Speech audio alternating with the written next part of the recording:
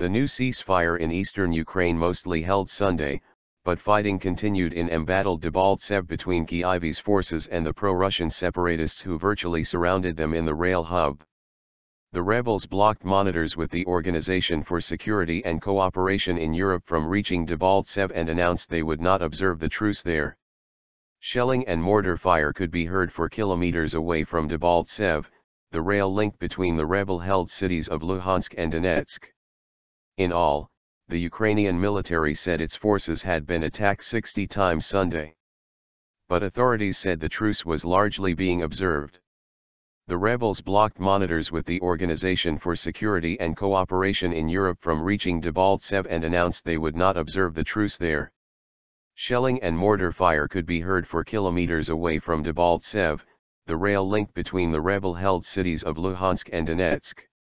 In all, the Ukrainian military said its forces had been attacked 60 times Sunday. But authorities said the truce was largely being observed. The four leaders who brokered last week's truce agreement, Russian President Vladimir Putin, German Chancellor Angela Merkel, French President François Hollande and Ukrainian President Petro Poroshenko, agreed in a conference call that fighting should end in Debaltseve as well. Under terms of the ceasefire reached in the Belarusian capital of Minsk, withdrawal of heavy armor from both sides in eastern Ukraine is set to begin Monday. Luhansk resident Lyubov Mersilova said, "We do believe in peace and hope that there will be no war again. Hope it will be silent, people will walk on the streets, citizens will come back and the city will come to life again and everything will be fine." Shelling blamed on Cossacks. The head of Ukraine's security service, Valentin Nalyvaichenko, said Russian Cossacks appeared to be responsible for Sunday's mortar shelling in the Luhansk region. He said an investigation is underway. And the mortar attack were committed, this crime, by the pro-Russian Cossacks, and the Russian citizens Cossack, currently deployed in this particular place in Ukraine, Nalyvaichenko said.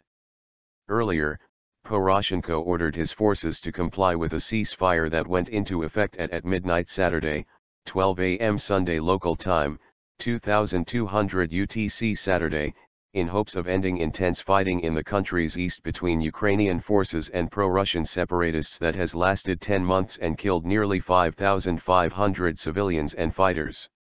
In a live midnight broadcast, Poroshenko said that as the commander of Ukraine's military forces, he wants peace.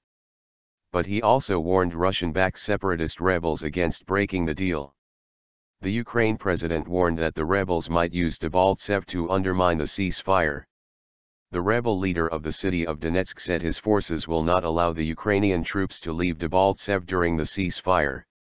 If the ceasefire holds, both sides are to begin pulling back their heavy weaponry to form a wide buffer zone.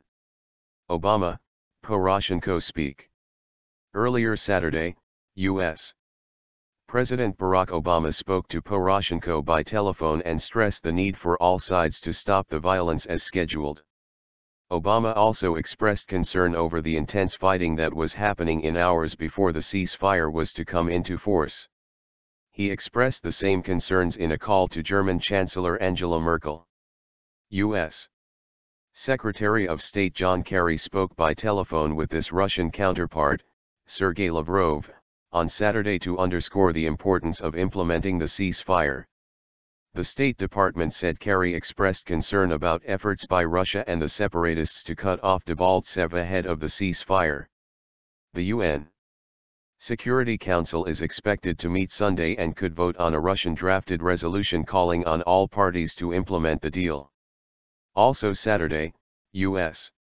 Ambassador to Ukraine Jeffrey Pyatt posted on Twitter what he said were satellite photos showing Russian artillery systems near the town of Lamovatka, about 20 kilometers northeast of Debaltseve. State Department spokesperson Jen Psaki said the U.S. considers the images to be one of several pieces of credible evidence that lead to the conclusion that the Russian military has deployed large amounts of artillery and multiple rocket launchers around Debaltseve. She added the U.S. is confident the systems are Russian military, not separatist. Russia has denied sending troops or weapons across the border to aid in the fighting. Ukraine and a host of Western governments accuse Moscow of stoking the rebellion in Ukraine's Russian-speaking east with arms and fighters. Moscow has repeatedly denied providing direct support to rebels, and claims that Russian troops seen fighting alongside rebels are volunteers.